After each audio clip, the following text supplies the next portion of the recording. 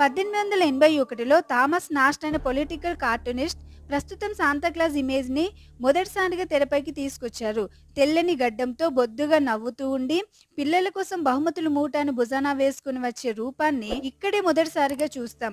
అయితే అప్పుడు కూడా శాంతాక్లాజ్ పెద్దగా ప్రాచుర్యంలోకి రాలేదు. మరి ఎలా ప్రాచుర్యంలోకి వచ్చాడంటే 1920లో కోకా కోలా కంపెనీ తన అమ్మకాలను పెంచుకోవడానికి చిన్న పిల్లలకు ఫ్రీగా కోకా కోలాలను ఇవ్వాలని నిర్ణయించింది.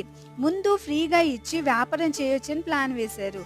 అందుకే శాంతాక్లాజ్ వృత్తాంతం తమకు బాగా ఉపయోగపడుతుందని భావించి శాంతాక్లాజ్ రూపాన్ని ఆవిష్కరించింది. కోకా కోలా కంపెనీ ఎరుపు రంగు మీద తెలుపు రంగు అక్షరాలను ముద్రిస్తుంది. దానికి అనుగుణంగా శాంతాక్లాజ్ ఎర్రని సూటు, తెల్లని గడ్డంతో క్రిస్మస్ రోజులో ఇంటింటికి వెళ్లి పిల్లలకు ఉచితంగా కోకా కోలాలు ఇవ్వడం మొదలుపెట్టారు. ఇది ప్రజల్లోకి బాగా వెళ్ళింది. ఇంకా ప్రతి క్రిస్మస్ కి శాంతాక్లాజ్ రావడం మొదలైంది. ఇక ప్రపంచమంతా శాంతాక్లాజ్ ఇలాగే ఉంటాడనే భావం స్థిరపడింది.